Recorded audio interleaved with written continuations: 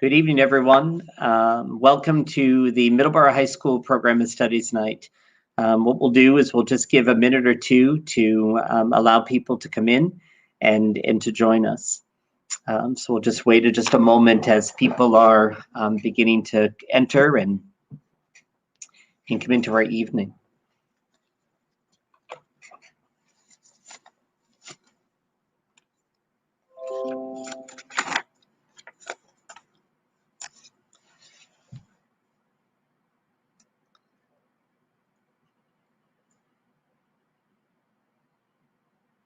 All right, so we will begin.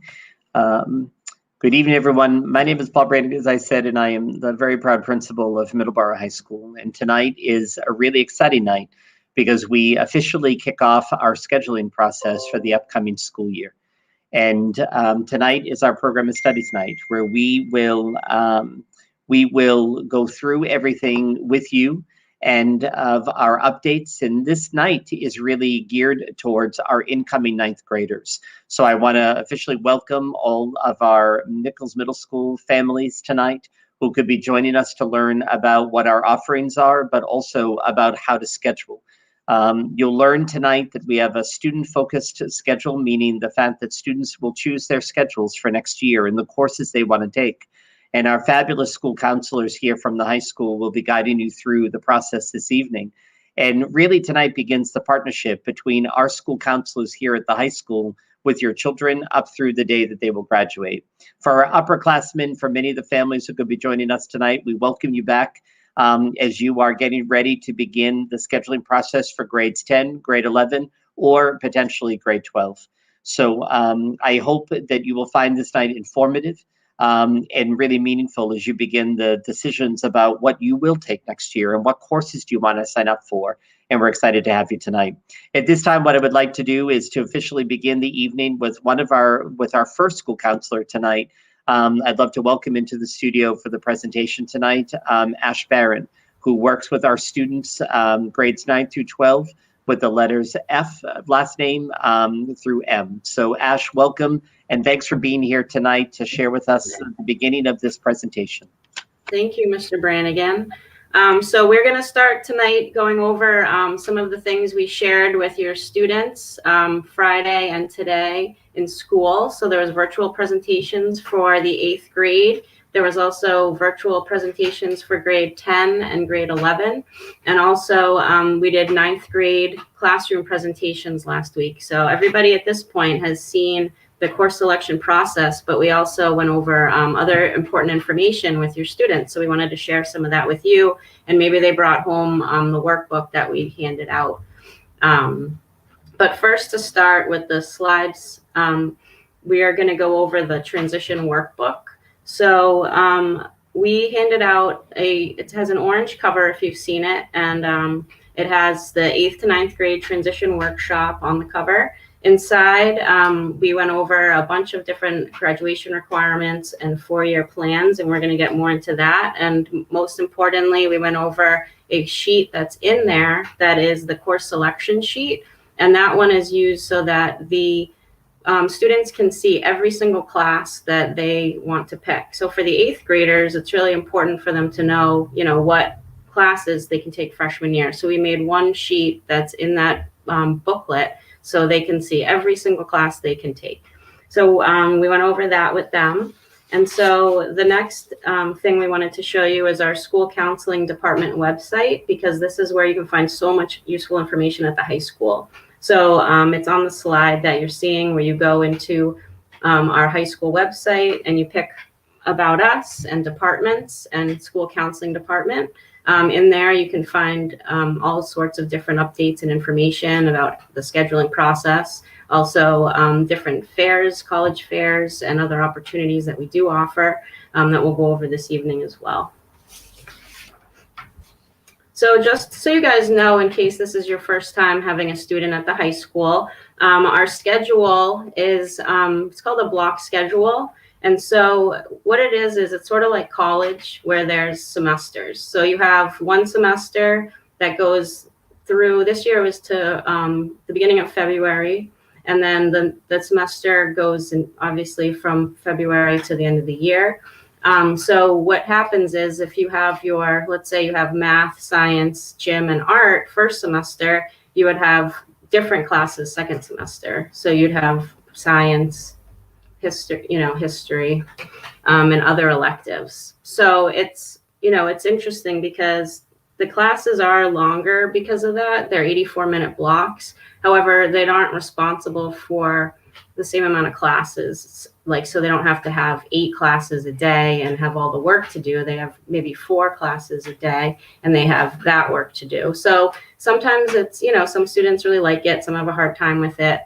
But, it is what it is for now. We're going to be working on a new schedule, probably next year, but for the following year. But for the next school year, it'll be this block schedule.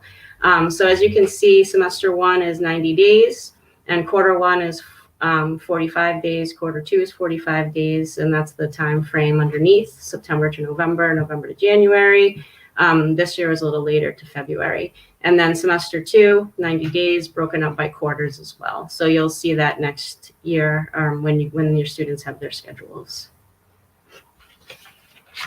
This is just so you guys know, too, what your student's going to be doing every block in school and what time their blocks are. So the first block is there's no homeroom in high school, so you go right to block 1. And so it's really important for everyone to get on time to school, because once the bell rings at 7:20, if you're not in your seat, you're tardy. So you want to make sure, that everyone gets there on time. And so the first block is from 7:20 to 8:44. And then they have some passing time in between to block 2. And it goes until 10:13 a.m. And then the third block is one of the most important blocks, because that's when lunch is. And so everybody's assigned to a lunch, and it's based on what their third block class lunch is. So every day, if they have English block 3 every day for the first semester, they're going to go to the same lunch every day that their English class goes to. So if they have second lunch for English, then every day for a semester, they're going to go to second lunch. So there's 4 different lunches, and they're just broken up so that each student can have, their lunch with their class, and then they go back to their class and finish the block 3. If it's the last lunch that they have, then they go up to the next block, which would be block 4. And block 4 starts at 12:25, and it ends at the end of the day, which is at 1:50 p.m. All faculty is still on until at least 2:20. So there's half an hour built in for every student to meet with their counselor, teachers, whoever they want to talk to, and, just come in or make an appointment. And that's a valuable time. They can also do some homework after school if they do clubs or sports. But we really do recommend that students get involved, because 1:50 is super early to end the day. So there's a lot of great activities and sports and clubs that people can get involved with next year. A little bit more just about our classes, just so you guys can understand a little bit more. So quarter-long classes. So quarter 1 and quarter 2, that made up semester 1. So the quarter-long class is 45 days, and that's worth 2.5 credits. So a PE class, and an elective, most electives are a quarter-long, 2.5 credits. Then you have semester-long classes like English and science, let's say. Those are 90 days, so those are worth 5 credits. There are some 7.5 credit classes, which are 135 days. So they're 3 quarters long, or some of them are all day, every day the first semester, and every other day second semester, depending on the class. So next year, the Algebra 1 and Geometry are both going to be 3 quarters, 7.5 credits, and that's to help with any, remediation from loss of time due to COVID, and just so everybody can be prepared for the MCAS, because Algebra 1 and Geometry are on the MCAS exam, and that's and the Math MCAS is taken sophomore year. And then there's advanced placement courses, and these are either 3 quarters or they are the whole year. So they're either 7.5 credits or 10 credits. So those are our longest courses if they're 10 credits every day for both semesters.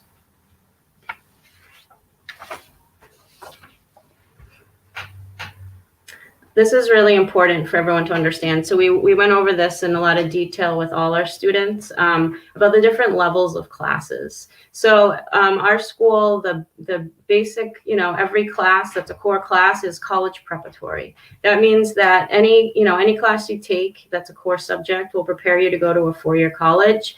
And if you follow the sequence, you can go apply to a four-year college for the graduation requirements that we require. We'll let you apply there.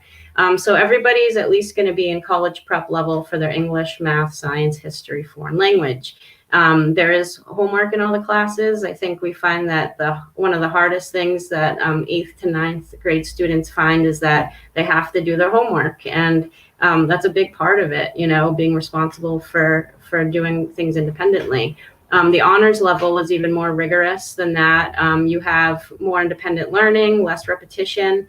And you have to be able to take that extra step, get the extra help, say after school, study even that much more, because you have to push yourself even harder.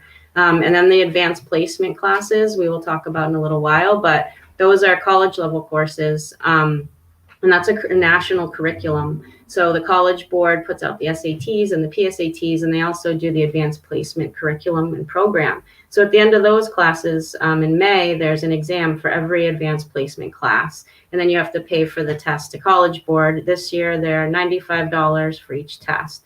So it's a big commitment. And we really encourage students to, stay and do the whole class. There's usually summer work before the class. So it's really important to get off on the right foot and do the summer work, because it's just hard to dig out of that hole if, when students choose not to do the summer work for those AP classes.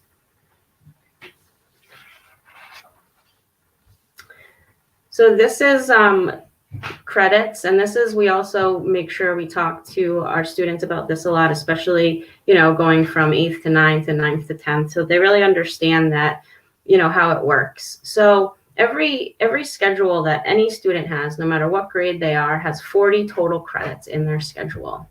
So that's the whole year's 40 credits. They need to earn at minimum 32.5 out of the 40. So that means that, if they pass all their classes and they don't lose any credit, they would have 40 credits and they'd go to sophomore year. However, if they fail a class or lose credit due to truancy, having excessive absences in a class, and they lose, if they fail or lose credit in enough classes to exceed 7.5 credits worth of class, then they will be below the 32.5 credit threshold to enter sophomore year. What that means is they don't repeat all of freshman year, but they have to retake the classes they didn't pass, and they need to, make sure that they aren't doing that again for the following year, because it'll catch up, and then eventually students might have trouble graduating. But if it's just freshman and sophomore year and they rebound and come back, that won't affect their graduation if if they can make sure that they don't do that again, and that they fix whatever issues that they were having, and we can support them through that. Then after freshman to sophomore year, when you go to sophomore to junior year, you need 65 total credits to get there. Same thing. It's a matter of earning credits for your class. So I like to explain it to them as like getting points. So you get points for every class you pass, and you need enough points to graduate. So you need enough points to move up each year as well. So then when you go from junior to senior year, you need 97.5 credits to get there. And then when you're a full senior, that's the final year. So there's a lot of great opportunities we'll talk about senior year. And then to graduate, you need 136 credits. So as you can see, there's 4 years and 40 credits every year, so you can get 160 credits. So to graduate, we tell them there's no reason why you shouldn't be graduating with your class, because you need a minimum of 136 out of a possible 160 total credits.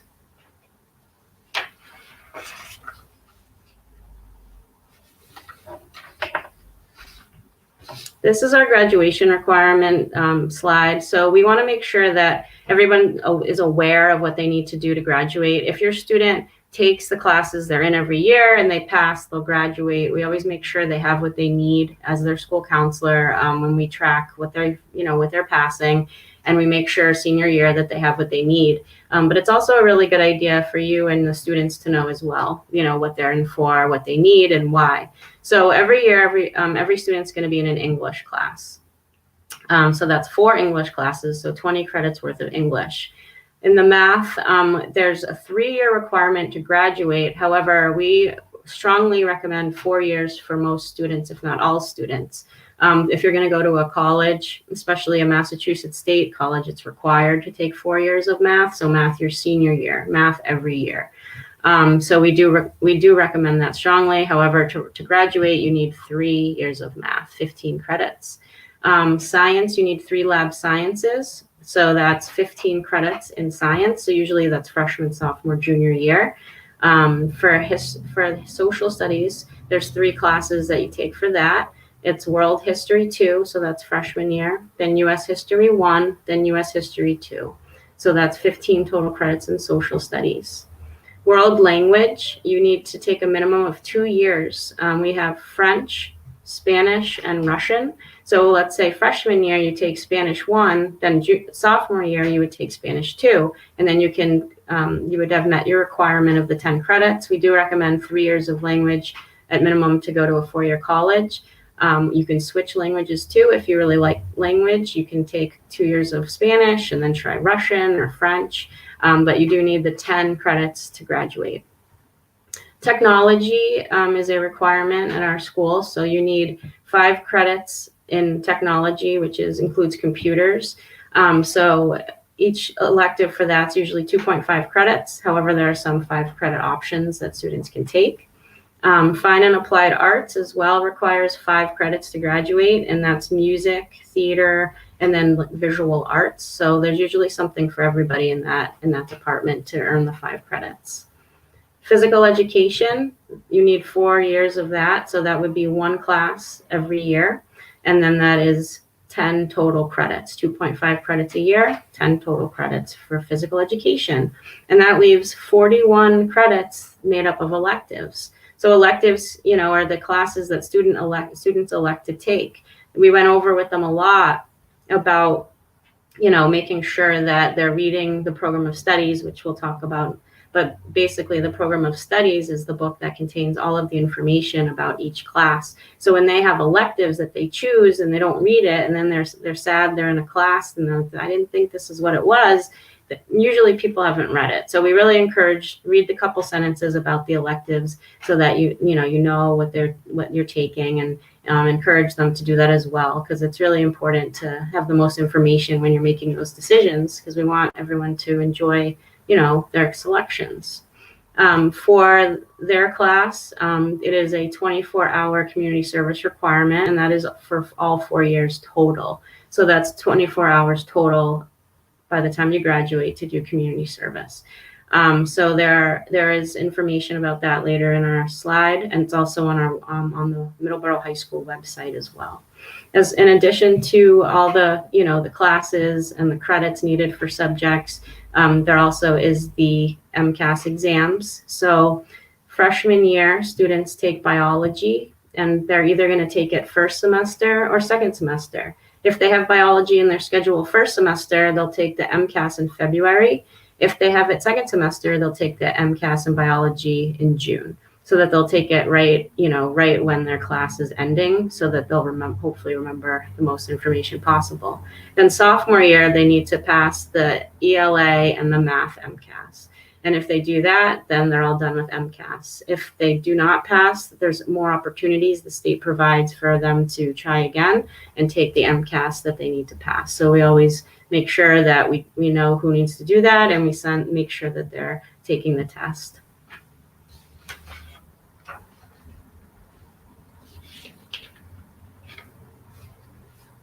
So the community service requirement is what I went over briefly. But basically that, by the time you graduate, it's important that students learn, how giving back can really be helpful to other people, and hopefully that they feel good about themselves for doing that. So there's many, many different options. Right now, because of COVID, or before, it was difficult, but there was many options created even then. So if you go to the MHS website, you can see on the slide that link will take you right to the community service page, and it'll tell you all about the graduation requirement for that and opportunities, as well as an email address for Mrs. McGurk, and she's the coordinator of the community service program at Middleborough High School.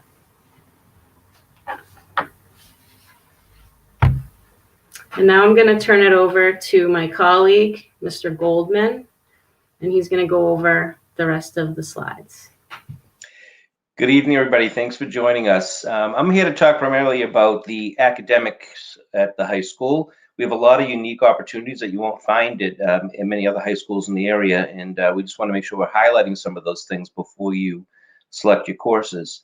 So let's start with the advanced placement courses. We offer 20 different advanced placement courses at Middleborough High School. And you can see all 20 of them listed there from a variety of different disciplines. I think pretty much every discipline is represented in our curriculum. Freshmen are able to take the AP Human Geography class. Then when you move into sophomore year, it'll open up with a few options. It's AP Stats, I believe AP Bio is going to be a sophomore class now, and there's also AP European History. And then junior and senior year really opens up with all the other courses that are available. So these are college level courses and move at a much more vigorous pace than the honors level courses. The curriculum is College Board's curriculum, not ours. So we have to teach to their curriculum, and there's an AP exam at the end of the year, as Ash was talking about. That is a requirement if you sign into the course. In addition, the advanced placement courses have quite a bit of summer reading and assignments that you need to participate in order to be up to speed when the course starts in September. So they're great opportunities for the right students, for the highly motivated students. Just make sure that you are asking questions of the counseling staff, your current academic teachers in those subject areas, to make sure that you're making well-informed choices before you jump into that pool. Some other opportunities that we have is we have a program called Project Lead the Way. And this is a program where students can get a specific training over the course of the 3 or 4 years at the high school in 3 different areas, 3 different fields: biomedical science, computer science, or engineering. It's a combination of Project Lead the Way courses and advanced placement courses. And when students complete the whole program, they will have a qualification that demonstrates to colleges or even employers that they are skilled in those areas. Just a side note for this, you need to make sure that you are, if you are interested in doing this, you have to start in 9th grade because the courses go sequentially each year. So if you're thinking about it, next year would be the year to start it. You couldn't go into it in your sophomore or junior year. Moving along to the next slide, you can see specifically what the courses would be in the 3 areas. What you would be taking in the skills you'd be learning in the biomedical, computer science, and the engineering programs. Another interesting program that we have is our early college program. This is a dual enrollment program where Middleborough High School sends 10 through students in grades 10 through 12 to Middleborough, to Massasoit Community College's Middleborough campus to participate in a variety of dual enrollment courses. These are college level courses that the student would sign up for and take during their high schools. So it would be in their high school schedule during the school day. We would bus the students over to the Middleborough campus, and they would simultaneously be earning 5 high school credits and 3 college credits. It's free of charge. You do have to take the AccuPlacer exam, which is the entrance exam for all colleges, to make sure that you have a minimum skill level in English and math. But it's a tremendous opportunity, and we have had students in the past that have had a whole semester worth of college credits under their belt before they walked onto a college campus as a freshman. And as you can imagine, that's quite a savings also. The next slide will show you what a typical schedule looks like year from year. So starting with the freshman year on the left-hand side, anything in yellow is a required course. So all freshmen will be taking English 1, World History 2, Algebra 1, or Geometry, depending on what they're currently taking in 8th grade. And then Fit for Life is the freshman phys ed course, and then Biology is the science course. We would strongly recommend that, and this is what you'll find in the green sections, that they start their world language, French, Spanish, or Russian, in their freshman year and continue it in their sophomore year. It's never a good idea to take a year off in between languages because you lose a lot of what you learned from that first year without practicing it. In addition, most of the freshmen will be taking computer programming and design, which is like the intro technology course at the school. It's a prerequisite for most of the technology courses, so we do encourage all the freshmen to try to take that course right away, so they can. That opens up the door to take any other tech courses they may be interested in down the road. And then a fine and performing art. Anything that you see in the gray area would be elective courses the student could choose. Now, if you wanted to get all your tech credit and all of your fine and performing arts credit out of the way, you could slide all that over to freshman year, and then your schedule will just open up that much more down the road. So if we go to the next slide, the junior and senior slide, you can see more and more, less and less yellow, more and more gray. So junior year, you got English 3, U.S. History 2, either Algebra 2 or Pre-Calc, and then one of the three sciences, one of the sciences you can choose from there. Phys ed again, and then everything else is elective. Senior year, it's English, math, and phys ed, and then everything else is an elective. So the more hoops you jump through in the beginning, the more opportunities you have to do the courses that you're interested in later on. Let's move on to the next slide. Program of Studies, that's why we're here. So that is the cover of our Program of Studies booklet, and you can find that booklet on our website. And if we can click the next, there we go, thank you. So you can find it on our website, and it's also on the link that Ms. Byrne is going to show you when you're in your Aspen accounts picking your courses. But all of the course descriptions, every course that we offer at Middleborough High School, and descriptions are listed in the Program of Studies. And it's really, really important, like Ash said, that you read over what these courses are and what you're signing up for. It's also important to read over what the difference is between a college preparatory, an honors, and an AP course is, because it could be much more intensive or rigorous than what you're looking for, and it's a long-term commitment. You're not just toughing it out for a couple of weeks.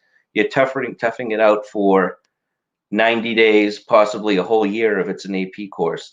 And it can get really intense. So please read the descriptions, know what you're signing up for, ask questions of your counselors, your teachers, make sure that you're making good decisions when you're selecting your courses. You do not want to be stuck in a course for a semester that you absolutely hate and there's no other option to put you, nothing else to put you into. And that happens quite frequently. We just don't want to see you. We're giving you the opportunity now to pick the courses that you want. So please take advantage of that. We go on to the next slide. You're going to see that sample worksheet that Ash was talking about earlier. So on the front of that worksheet on the left-hand side, you're going to see at the top half just a description again of what an honors and the AP and a college preparatory course are, and then the list of all the courses that are available in each box by discipline. On the back of that page is just a worksheet for you to write down what courses that you want, what the course number is, what the level is, and then how many credits the course is worth. We've plugged in some that you have to take, and then you can put in the rest. So it's important that you make sure, if you look at the bottom line of that first box, You have to equal 40 credits. That's a full schedule. We don't have study halls or anything like that, so you have to make sure that your credits add up to 40 credits. Underneath that is where you would list your alternate elective courses. An alternate elective course, and Ms. Byrne will talk more about this in a few minutes, is just in case you don't get the electives that you selected in your primary choices. You're telling us that you would be okay with us putting you into one of these other courses. So it's important that you list between 4 to 8 alternate courses and list them in there and put them in the order in which you would like for us to select them. So put the top choice up top and so on and so forth, all the way down. The more you give us, the more you're giving us to choose from. If we only have 5 people that sign up for an elective course, we're not going to pay a teacher to run a course for 5 students. We're going to close that course out, and we're going to open up a different course where there was more of a need or want by the students. So it is 100% student driven. If we have 50 people sign up for a course, we'll probably run 2 sections of that course. So this is the time right now to tell us what it is that you want, because there may not be something later on that that you would really be interested in taking. If we move on to the next slide,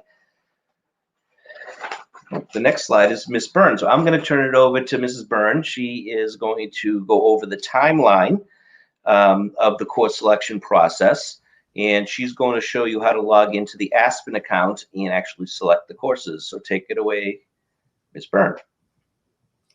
Thank you, Mr. Goldman. I just want to thank everybody for joining us tonight. I know this is a lot of information, but if you have any questions, please contact Miss Moriarty or Mrs. Foley at the middle school, the 2 school counselors down there. And if they don't know the answer, they will certainly contact us during this time. All right, so just to quickly go over the course selection timeline, the 3 of us, Mr. Goldman, Ash, and I did classroom presentations for the 9th grade students last Thursday and Friday. On Friday, the 8th grade students, half the class, I forget which cohort, but one of the cohorts watched a virtual presentation that we had pre-recorded for them about exactly this, the course selection process. And the other half of the class saw the presentation today. They also received, as we said earlier this evening, they received a little booklet to go along with it that they would have brought home or should have brought home to you. The scheduling portal in Aspen opened up at midnight last night, and it will close on Sunday, March 21st, which is this coming Sunday, at 11:59 p.m. So please make sure you make those course selections by that time.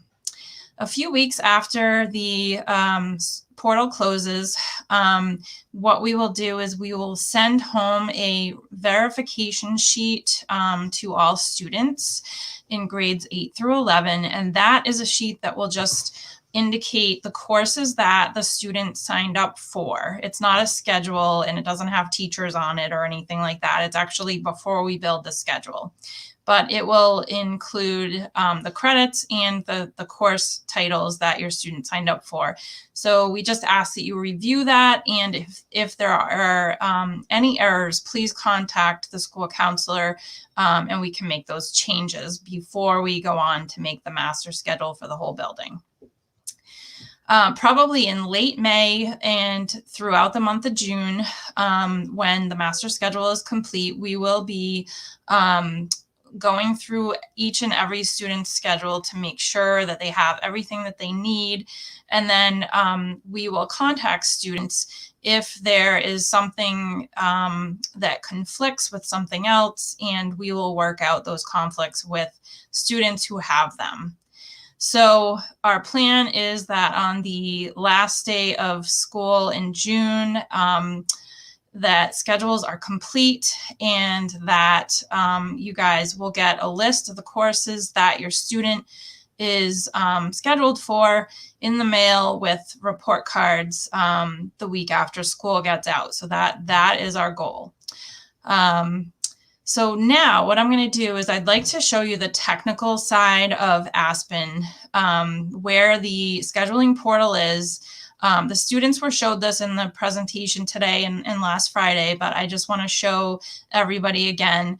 So I'm going to go over to my Aspen page where I have created a fake student. So what everybody needs to do is if you have, first of all, if you have trouble logging into your Aspen account, please contact Katie Godine. You can email her at kgodine@middleborough.k12.ma.us, and she can help you with that if you've been disabled or something's going on with your account.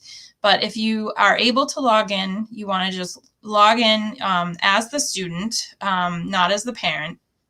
And you want to click on the top tab here that I am on, and it is called My Info. You're going to click on that.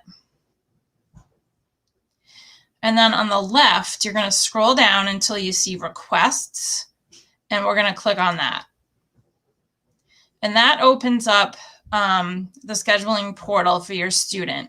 So, so this fake student is actually going into grade 10. So the choices for classes will be slightly different than 8th graders right now. But just to give you the gist of how to do this, I wanted to show you. So as you can see, my student here has up at the top credits 40. They're already enrolled in 40 credits because I've been adding this student to classes, but for most of the students here, they're going to have like 5, 7.5, 10 credits scheduled already, which would include a math class, a gym class, and a freshman computer class. And for some others, maybe a few more credits if they have an IEP and need to be in a learning strategies class or something like that. So so you can always come back as you're doing the schedule and review the credits here to make sure that you get yourself up to 40 credits and not above that or below that, okay? So then you can read the message. It's specific to your class. So it tells you kind of what you're going to take and what you're going to do in the portal. You can also click on this link where it says Program of Studies, and that's that book that contains all of the courses that we offer with descriptions and credit totals, any prerequisites. So you can click on that and read about any of the courses at our school, levels, whatever you want to read about, and we encourage you to do so, so that you are best educated about this process, because it's very important for your child. Okay, so after doing that, I'm going to scroll down to primary requests. So that's where you're going to choose your English class, math, social studies, science, and world language, and your electives, and then a couple of other miscellaneous things. So I'm going to open up world language. And as you can see, it says, please select your next sequential world. Well, they're going to choose their first year foreign language. So they have the choice of Spanish 1, Russian 1, and French 1. And then if they really enjoy foreign languages, they can always take an elective. The electives can be found in a different place in this portal. So I'm just going to select Spanish 2 just to show you what that looks like. And then to save my choice, I'm going to click on OK. And if I scroll down, I can then see that Spanish 2 is right here. It has been selected. So you want to choose all those, and then you want to look at electives. Electives are courses that students choose based on their interests and their aptitudes. So So you can select, whichever electives you'd like to take. If you want to get, it's not just these electives, there are pages and pages of them. So you can click over to the next page and the next page and the next page and so on and so forth. And then when you're done, you just click OK and everything will be saved. Okay. The first miscellaneous is the Project Lead the Way classes. So Mr. Goldman had talked about those. Those are optional. So you don't have to pick something there if you're not interested in any of those programs. And then below that, we have alternate requests. So the alternates we talked about earlier, those are backup plans, so that if you don't get, let's say that you chose for your electives, intro to law and creating and responding to art. And if you don't get those, then you want to have a backup plan. And maybe your backup choices are journalism and mythology. So I'm going to click on the alternates just to show you that. So I have selected 1, 2, 3, 4 alternates here. Okay. They happen to be in the English department because I enjoy reading and writing. So you can see, if you scroll over here, it says alternate priority. So alternate priority is the priority you're going to give your alternate. You don't have to do this. You can leave it at 0. They're all set at 0. But if you leave it that way, then that basically means that you they all have equal weight, and you don't really have a preference one over the other. So you're willing to let the scheduling program just pick whichever one of those as backup plans if you don't get your regular electives. So I want to rank them in order of preference. So I'm going to rank number 1 journalism, so I'm just going to change that 0 to a 1 here. And because that is my first choice. My second choice I put down as mythology. So I put a 2 and then a 3 and a 4 and so on and so forth. We're asking you to schedule yourself for 4 to 8 alternate electives. I'm just going to click OK. So the thing about that, about the alternate electives is that you need to choose different electives than your regular electives. So your electives here, okay, are really your first choices. This is what you want to take, you're hoping to take, okay? Your alternates, like I said, are the backup plan.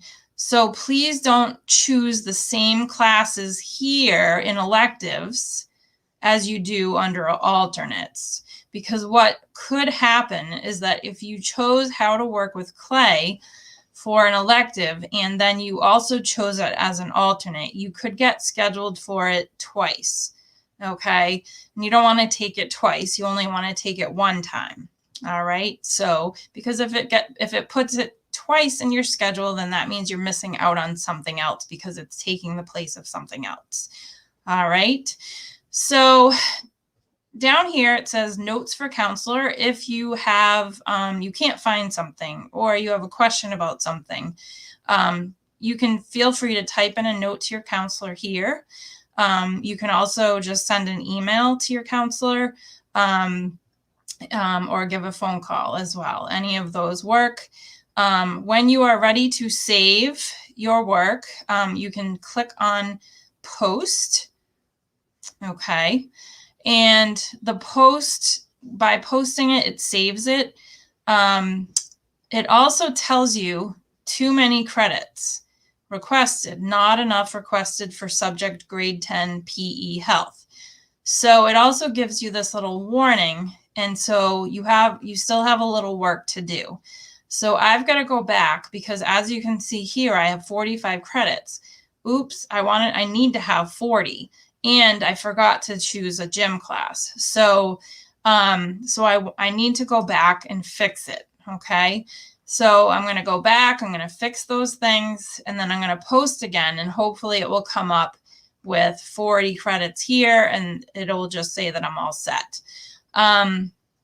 So if you start working on this, say tonight, and you do it and you post it and you feel like it's good, and then tomorrow you wake up and you realize, oh my gosh, I forgot to sign up for this class that I heard of, this art class, and I forgot about it and I need to take that class. You can go back in, just because you posted it, you can go back in and change anything between now and midnight on Sunday night. Okay, so no worries about that. You can go in and make any changes. You can change things every day if you want.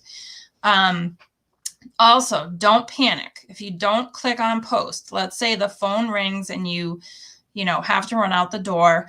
Don't click and you don't remember to click on post. Don't worry, because everything will be saved. Okay. The only thing that might not save is if you wrote a note for your counselor in this box, but otherwise everything will, all the classes you selected will be saved when you come back to your computer, whenever that is. Okay. So that is pretty much it for the technical side of course selection. So hopefully everybody has learned something this evening. Hopefully you're not more confused than you were before. But if you are, please know that we are here for you, and we will help you to make this process go smoothly. And believe me, every year after this, it will be easier and easier, and your child will completely take it over and just say, hey, this is what I'm going to take. Okay. And it'll be great. So, all right. So I think that is it, but I am not sure if we have any questions out there that we need to field, or we'd be happy to answer anything. I don't think there were, but thank you, Beck, as well. And just a thank you to Ash and to Steve and Amy for the really informative evening. And I think one of the things that I would maybe ask, just for maybe some of the families that are there, and maybe just for Steve, Ash, or Amy to respond, is in the immediate sense. So they finished this meeting tonight and they're getting all their information. What do you think would be the first step? Would it be to really kind of go through that program of studies? I know, Ash, you had made the comment that sometimes people think they know what they want and then they get it and they're like, oh, I don't think that was really what I wanted. So what do you think the very first step would be? Because I know there's a short window of time to get in and actually go in and say, these are the courses I would love to take. So what do you think would be the very first step after this meeting this evening? Well, I think looking at that booklet with your students and looking at the page, especially where every course that is listed for the 8th graders going into 9th grade, and then looking those up, with the program of studies would probably be the best way to go through it. And make sure that you understand which ones you want to take, and you can check off the ones you want. And then when you go over to the computer, you'll know exactly what you're doing, and it'll take a couple minutes. The other thing that people get nervous about, I want to mention, is that they think they have to pick things right away and the classes will get filled up. And people say it all the time, even like juniors and seniors, after we tell them that this open window portal is open and it's just picking classes. Nothing's getting scheduled. Nothing else is happening. So you could pick it at 11:58 on the last day, or you could do it now and it would be exactly the same. So please don't worry about that. You just need to make sure you do it by when the portal closes. But it's not like a mad rush to enter everything. Great. That's a good point, Ash. Thank you very much for that. Yeah, and I would agree with Ash also. Look over the worksheet that we gave you first. See what you're interested in taking for elective courses, then go into the program of studies and read about those courses and see if it's what you thought it was just reading the title of it. One of the examples that we gave during our workshops with the upperclassmen, where we have a gaming elective in our computer department, and a lot of kids love to game. They're up all night gaming. It's fun. But this is a heavy-duty programming course. It's behind the scenes. It's building the program. And it does, once they find that out, a lot of the students are like, that's not my thing. It's the people that have the tech interests that want to learn how to do that stuff, not the people that enjoy playing the games. Right. That's a good point, Steve. Thank you. Yeah. I think we have a question. Can you go over the math selection? Right now, it is not allowing you to select one. Yeah, so that is correct. Miss Miles is our the Middleborough High School math department chair, and she uses a lot of data from state and local tests throughout your, going back to your child's, third, fourth grade. And she pre-selects the math course based on that data. And those courses are put into Aspen already before the portal opened. So for math selections, you don't need to make one. They've been made for you. So students will either be in, if they're in pre-algebra right now, then they're going to be in Algebra 1, and it's either college prep or honors. If they're in Algebra 1 currently, they, if they're doing well and everything looks good, then they will be moved to Geometry Honors or Geometry College Prep. If you disagree with your child's level or placement, what you would need to do is contact Vicki Miles at her email address, which is vmiles@middleborough.k12.ma.us. And she will share with you her reasoning for that placement. I hope that helped. And one of the things I think that question really leads itself to the importance of really the steps through this whole process, because it allows for conversations to be had in those questions. So if there has been a recommendation for math, then ultimately it becomes, what could their options be? And does it allow for that opportunity for that additional math potentially? So it'd be good in whether or not it's reaching out to the counselors at the middle school, Mrs. Foley or Miss Moriarty, or actually reaching out to you as well, potentially in regards to some of those high school experiences as well. There's another question here in the chat as well. Where can we find the fine arts and performing arts courses be found? Ms. Tessier, they're located in, there is, I don't have the page number in front of me, but there's an entire section in the table of contents that speaks to fine arts. And then in that section, you will see that it will be the visual arts, it will be the theater and music as well as TV production, that the television production program has been moved into the fine arts / performing arts, namely because of the new high schools. So hopefully that will be of a help to you as you're going through the book. If I can get my hands on my copy as we're chatting, I'll look up the page for you as well, and we'll put it in the chat for you. But while I run and try to grab that at the table as I'm not in reach of, I would be really curious. I know, especially for rising ninth grade families, that there's a lot of kind of thought about the level. Should I be taking all honors courses? Should I be taking only CPE, or should I do a little bit of both? Is there certain advice that you would recommend in terms of the of making those selections? And even as upperclassmen, like there's that thought of that they need to be taking every AP course in 1 year. Is there something that you can just kind of maybe recommend, or just some guidance on that level of, some things they should be keeping in mind as they're making those decisions? I'll take that one. All right. That's probably one of those popular questions that we get. How many honors or AP courses do I need to take to get in a good college? And that is a very relative term. What's good for one person might be the worst choice for another. The whole key with course selection, with the levels, is balance. If you are not a math science person, maybe you want to challenge yourself in the humanities side of things with an English or social studies honors or AP course. I would really use your teachers who have seen you perform in these courses for the length of time that they have as a guide. You know yourself as a student. what kind of student you are, and it's not, sometimes it's not just the case of just having to do a little bit, work a little bit harder.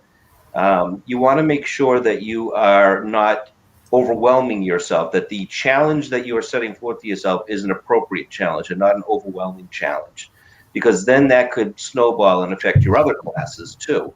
We have had students, every year we have students that have signed up for AP courses and they haven't even taken an honors course yet. We've had some honors students that would just completely overwhelm. Some of the AP courses are harder than other AP courses. And you really see that it really, the stress levels in it goes through the roof. It's affecting their ability to sleep or the ability to be functional in the other classes. So it's really you have to take a lot of thought and talk to people. The AP teachers are a great resource too. Even if you are in the 8th grade thinking about possibly taking AP Human Geography, you certainly could email the teacher up here at the high school and talk to them about that and say, you know, what would I be signing myself up for?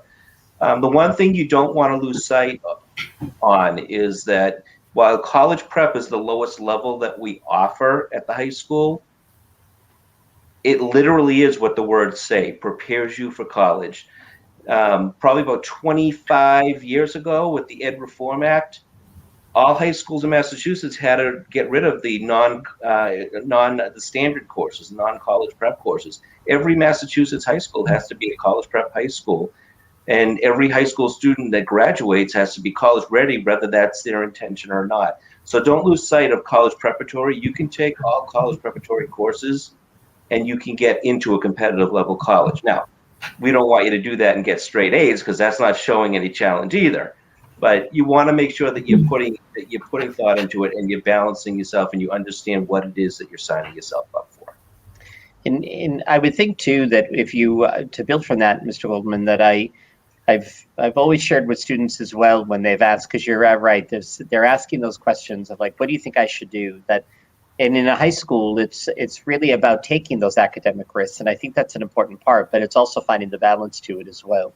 It may be as an incoming 9th grader, I may be thinking if I love history and it's my favorite subject, then maybe that's the one that I really maybe want to take that risk and say I really think I want to do that honors level, but I know that math is my nemesis sometimes, and maybe that's the one that I want to be a little bit more mindful about walking in, getting going on that part. So I think this is really where part of this whole journey is you are making these selections of these courses you would like to be taking.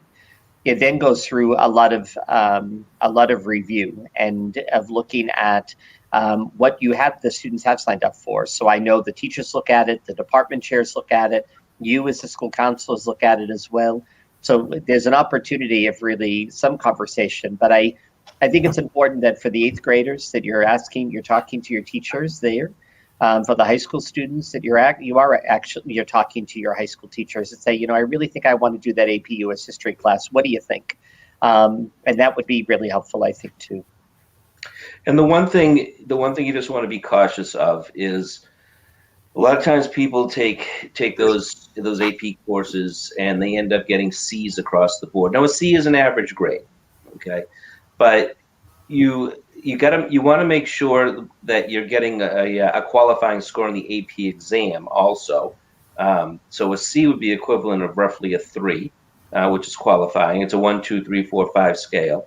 But if you want to try to get college credit for it, you're going to really want to get a 1 or a 2 on that exam. And you just want to make sure that when you're going through all this, that you are that what your intention is to build a beautiful transcript to show to a college is what your intention is actually what ends up happening in the end. You don't want to say, yeah, it was I got a bunch of C's or even maybe 1 D in an AP course, but it was an AP course. I'm sure you would have gotten a good academic experience. It might have been a little frustrating at times, but you want to make sure the picture that you think you're painting is what is actually being seen by the people making decisions on the other end. Right. So really our final steps for tonight, and I know that we had Um, so the question that just came in is really about Project Lead the Way. It's really about if they take the principles of biomedical science, are they required to take all of the other Project Lead the Way biomedical science courses as well? So you would take the first one, Kaylee, and then basically from there, if you decided you wanted to continue and you loved it, then you would continue into the second course. If it's something where that you just did the one and said, I really isn't for me, then you would just do the one class. I hope that helps there. And speaking of Project Lead the Way, I know that we had a question that came in about credits. So all of our Project Lead the Way courses are worth 5 credits. Is that correct for our school counseling team? Mm-hmm. So for a student who's signing up for any of the, whether it be engineering or biomedical science or the computer science, that all of those courses would be a 5-credit course, correct? Correct. Correct.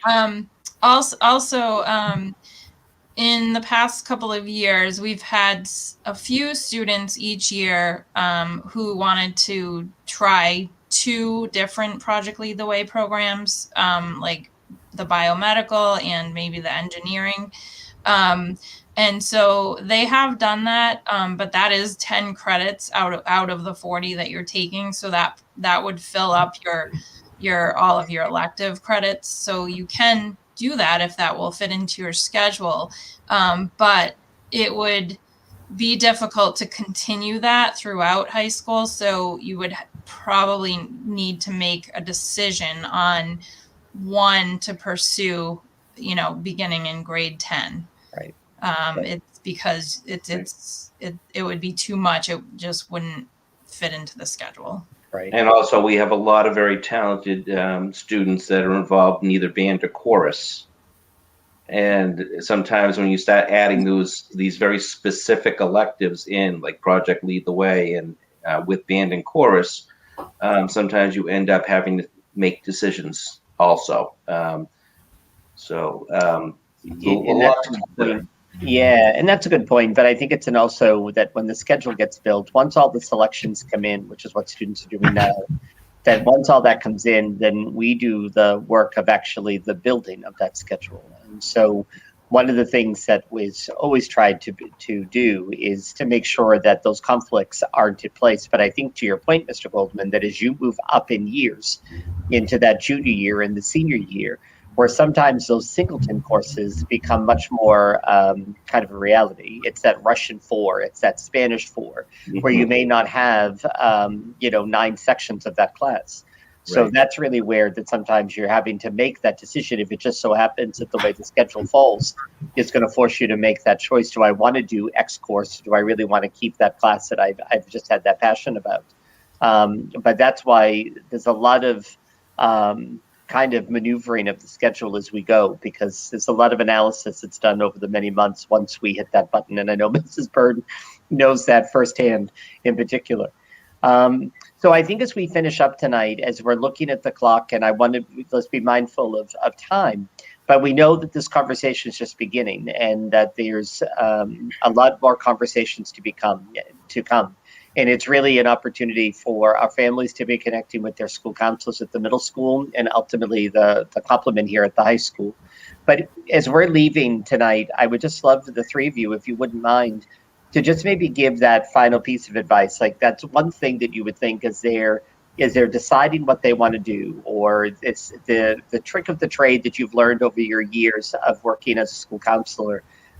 Is there something that you think would just be the thing you want to keep in mind as you're going through the next many weeks and months? Mrs. Byrne, we'll start with you. Sure. Just choose your courses carefully.